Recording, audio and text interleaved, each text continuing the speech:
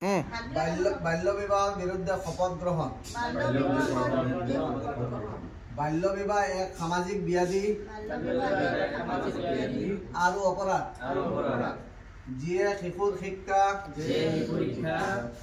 সুৰক্ষা আৰু স্বাস্থ্য বিকাশত বাধা দিয়ে তথা শিশুৰ সপোনবোৰ বাস্তৱত ৰূপায়ণ হোৱাত বাধা দিয়ে।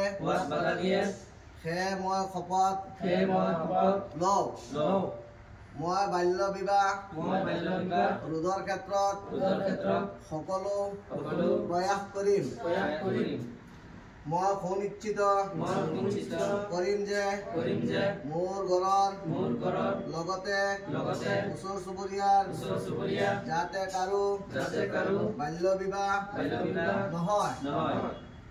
মই বাল্য বিবাহৰ ক্ষেত্ৰত কিবা সম্ভেদ পালে লগে লগে পঞ্চায়ত তথা চৰকাৰক জনাম।